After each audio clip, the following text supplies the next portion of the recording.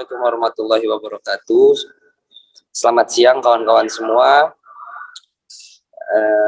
Alhamdulillahirabbil alamin wassalatu wassalamu ala asrofil anbiya'il mursalin wa ala alihi washabihi ajmain. Amma ba'du. Allahumma shalli ala sayyidina Muhammad wa ala ali Muhammad kama shallaita ala Ibrahim wa ala Ibrahim fil alamin innaka Hamidum Majid. Kawan-kawan sekalian yang berbahagia yang diberi rahmat oleh Allah Subhanahu wa taala. Saya di sini sebagai moderator untuk membawakan presentasi materi tentang psikologi sosial dari kelompok 3. Saya sendiri sebagai moderator Muhammad Fajar Saputra. Dengan partner saya ada Diva Marsha, Ihsan Ramadan, Olivia Ashifa, Orlen dan Nastepa. Baiklah, untuk materi pertama akan langsung dijelaskan oleh Orlen. Kepada Orlen dan Nastepa, waktu dan tempat kami persilahkan. Baiklah, terima kasih kepada moderator. Yang pertama itu ada pengertian psikologi sosial. Psikologi sosial dapat diartikan juga merupakan bidang keilmuan yang mempelajari tentang perilaku dan mental manusia yang berkaitan dengan hubungan antar individu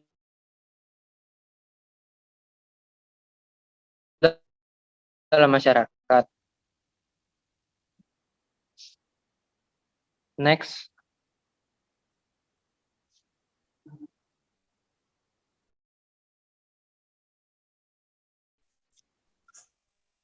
Baiklah, yang kedua itu ada metodologi psikologi sosial. Metodologi psikologi sosial dibagi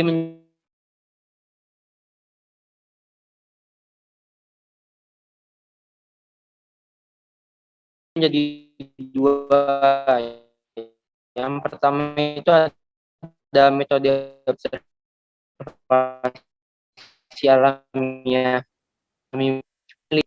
Yang kedua ada metode survei. Biasanya peneliti memberikan pertanyaan yang kemudian akan direspon oleh para responden terkait dengan sikap atau perilaku mereka.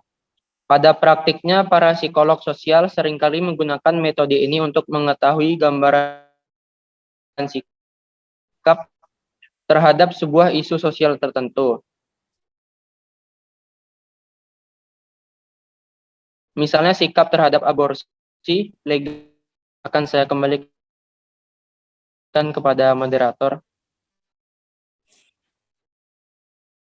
Baik, terima kasih ke metodologi psikologi sosial. Untuk materi selanjutnya akan disampaikan oleh partner saya yaitu Olivia Ashifa. Kepada Olivia Ashifa, waktu dan tempat kami persilahkan. Baik, terima kasih kepada moderator. Selanjutnya yaitu ada pengertian perilaku. Perilaku adalah reaksi psikis seseorang terhadap lingkungannya.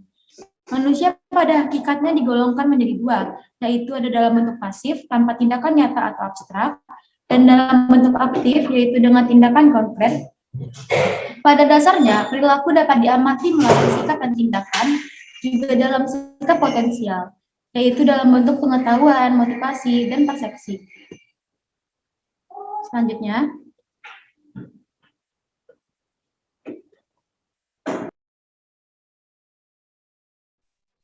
adapun faktor yang mempengaruhi dalam berperilaku yaitu yang pertama ada faktor predisposisi yang merupakan faktor positif yang mempermudah terwujudnya praktek, maka sering disebut juga sebagai faktor mempermudah. Yang kedua yaitu ada faktor pendukung. Faktor pendukung merupakan faktor yang menjadi faktor pendukung terwujud dalam lingkungan fisik tersedia dan tidaknya fasilitas-fasilitas atau sarana-sarana kesehatan. Dan terakhir yaitu ada faktor pendorong. Faktor pendorong terwujud dalam sikap dan perilaku petugas kesehatan dan petugas lainnya, yang merupakan kelompok referensi dari perilaku masyarakat. Perilaku orang lebih banyak dipengaruhi oleh orang-orang penting, ucap Tri Wibowo pada tahun 2015. Selanjutnya,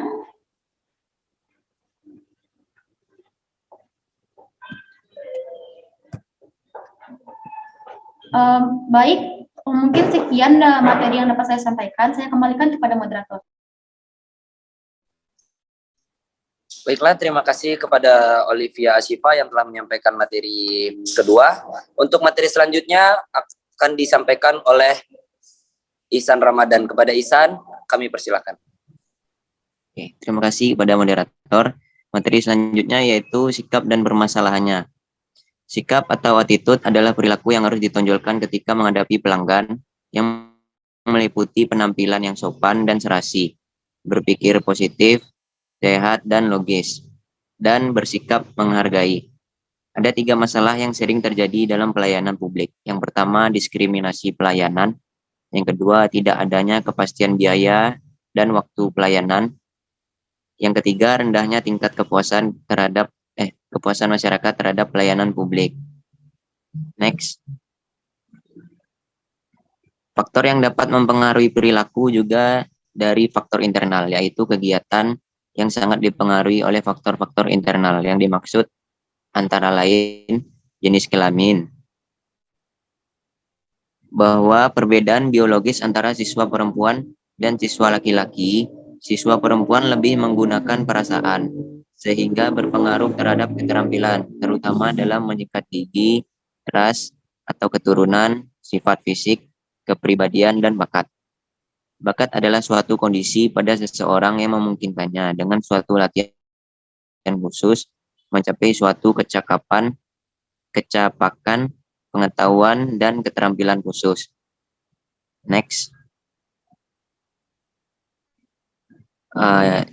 Itu saja yang dapat saya sampaikan. Saya kembalikan kepada moderator. Baiklah, terima kasih banyak kepada partner saya Ihsan Ramadan yang telah menjelaskan materi ketiga. Untuk materi selanjutnya akan dijelaskan oleh Diva Marsha. Kepada Diva Marsha, waktu dan tempat kami. Terima kasih kepada moderator. Materi selanjutnya itu perilaku kelompok.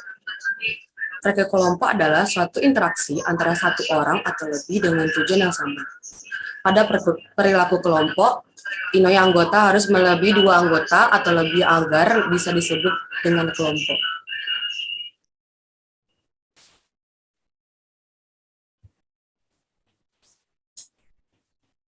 Kegunaan atau manfaat dan pengetahuan perilaku individu dan kelompok, yang pertama yaitu munculnya kemampuan baru bagi setiap individu. Yang kedua yaitu adanya ikatan kekeluargaan. Yang ketiga yaitu saling ketergantungan. Dan yang terakhir yaitu kepuasan dalam bekerja. Sekian dari saya kembalikan lagi kepada moderator. Baiklah, terima kasih kepada Diva Marsha yang telah menjelaskan materi terakhir tadi. Mungkin itu saja materi presentasi dari kami. Untuk saat ini kami membuka sesi tanya jawab. Bagi yang ingin bertanya, kami terima 2 pertanyaan. Bagi yang ingin bertanya, kami persilahkan.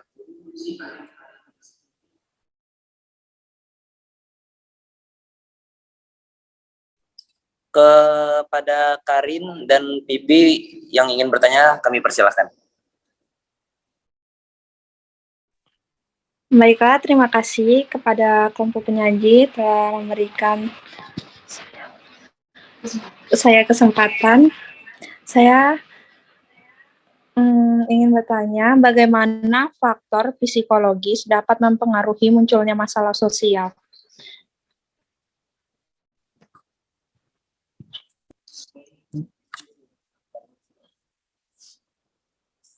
Baiklah, terima kasih kepada Karin atas pertanyaannya. Untuk pertanyaan selanjutnya, bagi kelompok penyangga, kami dahulukan. Kami persilakan.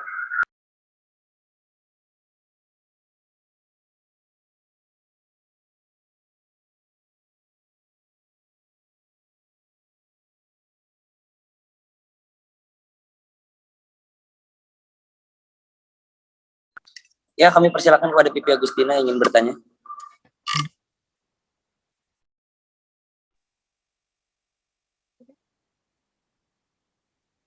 Sebelumnya terima kasih kepada kelompok penyaji yang telah memberikan kesempatan saya untuk bertanya. Sebelumnya perkenalkan, nama saya Pipi Agustina. Saya ingin bertanya yaitu tentang seberapa penting psikologi sosial dalam dunia perhotelan dan jelaskan dan sebutkan contohnya. Terima kasih.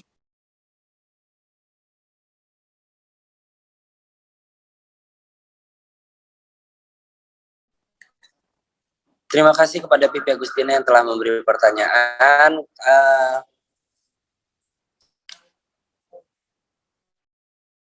Apa ada pertanyaan yang lain terakhir kepada yang bertanya? Kami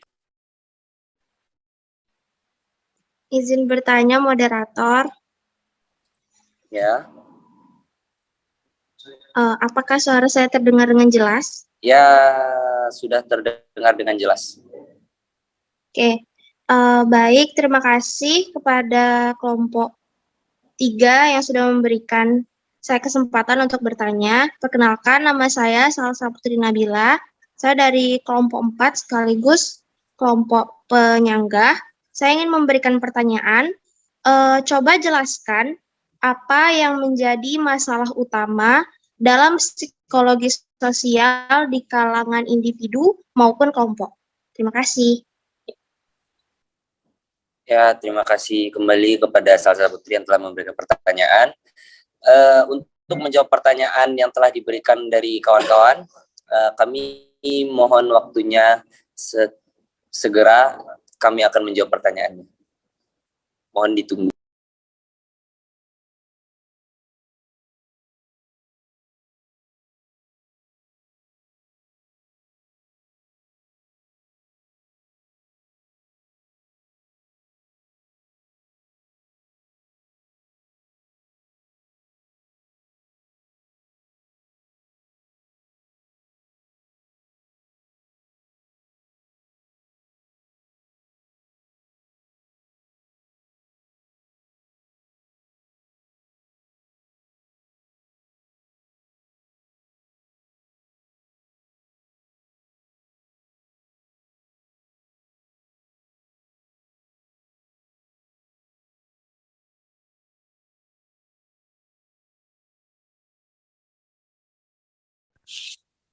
Baiklah, untuk pertanyaan Karin akan dijawab oleh partner saya, Orlen. Kepada Orlen, waktu dan tempat kami persilahkan.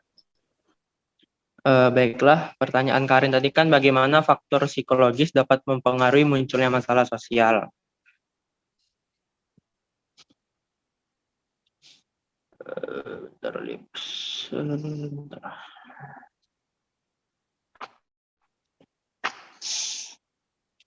Jadi permasalahan sosial ini dapat terjadi apabila beban hidup yang dialami suatu masyarakat terlalu berat, gangguan psikologi atau pola pikir masyarakat yang menjauh dari kenormalan dan ketidakstabilan emosi dalam menghadapi masalah.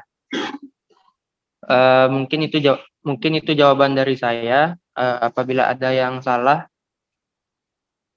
tolong diberi saran atau apa.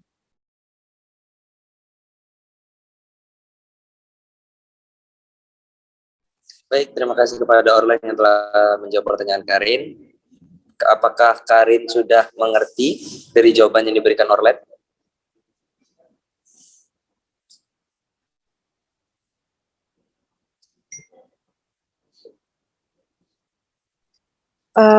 Bisa jelaskan secara detailnya? Jelaskan secara detailnya. Oke, Orlen akan menjelaskan sekali lagi supaya Karin dapat mengerti. Pada Orlen, waktu dan tempat kami persilahkan. Faktor psikologis dapat mempengaruhi munculnya masalah.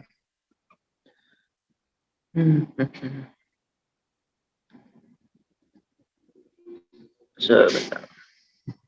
Bagaimana faktor psikologis dapat mempengaruhi munculnya masalah sosial?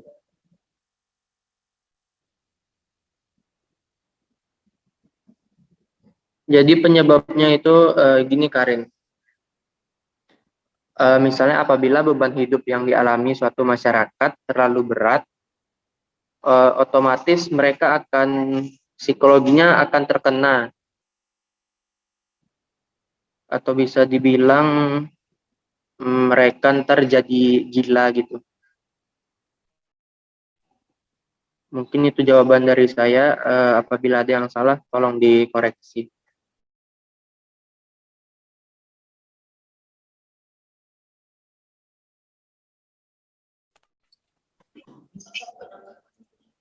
Bagaimana Karin? Apakah sudah cukup jelas?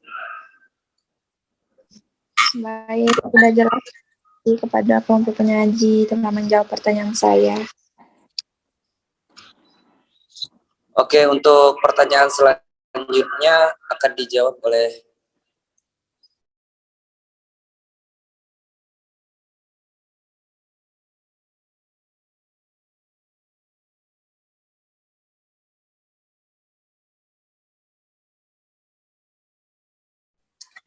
Baiklah, untuk pertanyaan selanjutnya akan dijelaskan oleh Olive. Kepada Olive, waktu dan tempat kami persilahkan.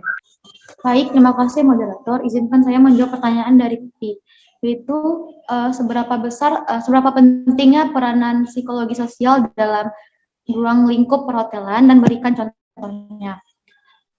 Psikologi merupakan, sebelumnya saya berikan narasi terlebih dahulu. Psikologi merupakan salah satu bidang ilmu pengetahuan yang kita ketahui bahwasanya penerapannya sangat luas di kehidupan kita sehari-hari.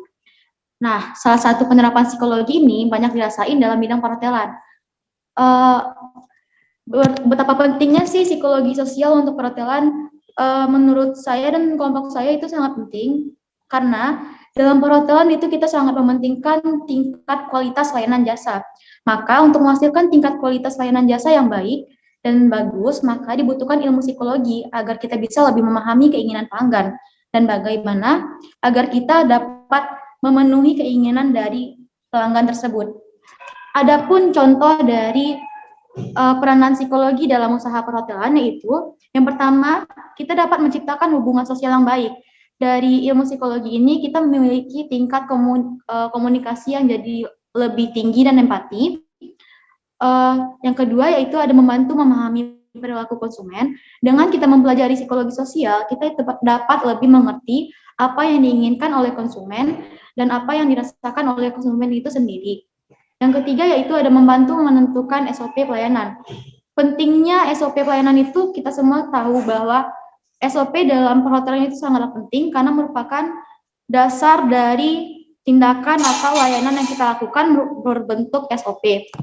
Nah, dengan memahami ilmu psikologi sosial, ini akan sangat membantu kita dalam memanajemen dan menyusun SOP di pelayanan hotel. Usaha perhotelan sendiri menyediakan pelayanan jasa, tidak hanya menjual persewaan kamar hotel, melainkan menjual pengalaman untuk para tamu selama tinggal di hotel tersebut. Yang keempat yaitu ada menempatkan karyawan di bidang yang sesuai. Setiap karyawan di hotel pastinya memiliki karakter dan keahlian yang berbeda-beda. Ada karyawan yang memang luas dan berinteraksi sosial, dan ada juga karyawan yang cenderung kaku ataupun pendiam yang biasanya dikenal dengan sebutan introvert. Hal ini tentu sangat berpengaruh dan harus diperhatikan oleh usaha perhotelan sendiri. Karena pada karyawan ini akan banyak interaksi langsung dengan para tamu yang datang. Kan tidak mungkin jika kita memilih karyawan yang bukan passionnya, kita letakkan di departemen yang tidak cocok sama dia. Maka dengan itulah kita sangat penting memahami ilmu psikologi sosial. Adapun dalam ilmu psikologi sosial ini, kita mempelajari bagaimana kepribadian atau karakter seseorang. Maka, peranan psikologi selanjutnya adalah untuk membantu memahami kepribadian atau karakter karyawan agar kita bisa menempatkan karyawan tersebut di bidang yang sesuai. Yang kelima yaitu ada memberi paduan cara menghadapi pelanggan. Tidak hanya karyawan, para pelanggan atau tamu hotel pun pasti memiliki kepribadian dan karakter yang berbeda-beda. Tentu saja hal ini memerlukan pemahaman untuk bisa membantu para karyawan dan petugas di hotel agar memberi sikap yang tepat terhadap para tamu tersebut. Yang keenam yaitu ada membantu komunikasi dengan pelanggan. Yang ketujuh, mempelajari psikologi sosial, karyawan juga dapat mengenali diri dia siapa, apa passionnya, serta apa tujuan dia dalam berbisnis di usaha perhotelan ini. Selanjutnya itu ada membantu perilaku neo-adaptif individu. Dengan beragamnya tipe kepribadian tamu hotel yang akan datang, para karyawan dituntut untuk bekerja di usaha perhotelan dengan adaptasi yang sangat cepat. Disinilah peranan psikologi berperan aktif, karena dapat membantu karyawan untuk cepat beradaptasi dan menyesuaikan perilakunya. Yang kesembilan yaitu ada menciptakan interaksi yang tepat dengan tamu hotel. 10 membuat tamu merasa diterima. 11 mengundang tamu untuk datang kembali, dan lain-lainnya. Karena dari contoh-contoh yang saya sebutkan tadi, dapat ditarik kesimpulan bahwa peranan psikologi itu sangat-sangat penting dalam industri perhotelan. Karena seperti yang kita ketahui, perhotelan sendiri itu sangat erat kaitannya dengan pelayanan dan komunikasi aktif terhadap pelanggan. Mungkin sekian penjelasan dari saya kembalikan kepada moderator. Terima kasih. Baiklah, terima kasih kepada partner saya Olivia Siva yang telah menjawab pertanyaan dari Saudara Pipi Agustina. Kepada Saudara Pipi Agustina, apakah sudah mengerti dengan jawaban yang diberikan Olive? Baik, terima kasih.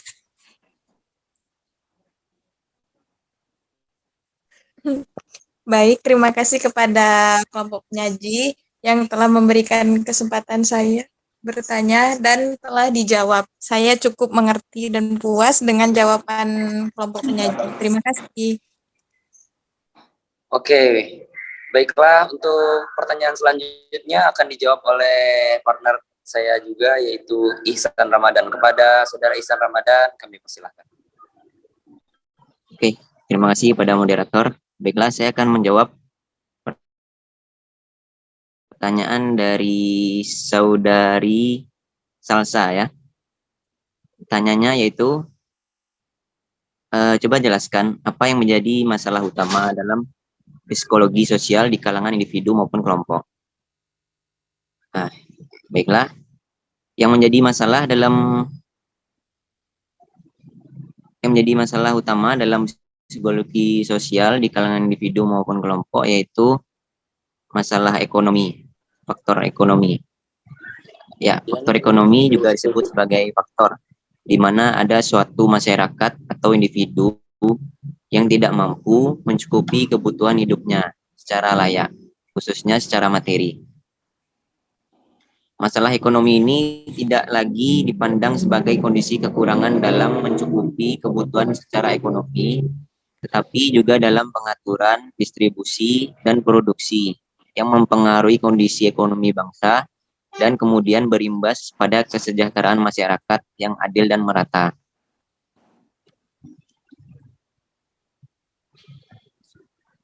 Lalu yang kedua ada faktor sosial. Yang kedua faktor sosial yaitu permasalahan yang contohnya yaitu kesenjangan sosial yang terlihat di Indonesia, yaitu orang kaya baik pejabat maupun pengusaha dengan rakyat biasa. Biasanya permasalahan faktor sosial ini menjadi penyebab terjadinya kesenjangan sosial, salah satunya kemiskinan dan kurangnya lapangan pekerjaan. Lalu ada faktor psikologis. Faktor permasalahan sosial selanjutnya yaitu psikologis. Psikologis merupakan masalah pola pikir suatu masyarakat atau pribadi tertentu yang bersinggungan dengan tatanan kehidupan sosial. Contoh masalah yang bersumber dari faktor psikologis ini biasanya adanya pemahaman mengenai penyimpangan dari ajaran agama yang jika diamati secara detail tidak masuk akal, dan munculnya kayak nabi-nabi palsu, raja-raja palsu, juga munculnya gerakan separatis anti pemerintah. Baiklah, apakah Saudari Salsa puas dengan jawaban yang saya berikan? Iya, saya sudah mengerti dengan jawabannya. Terima kasih. Oke. Baiklah, saya kembalikan kepada moderator Alif. Oke, terima kasih kepada Saudara Ihsan Ramadan yang telah menjelaskan pertanyaan terakhir dari Saudara Salsa Putri Nabila. Tibalah kita di penghujung acara, yaitu kita tutup acara presentasi kami. Terima kasih pada kawan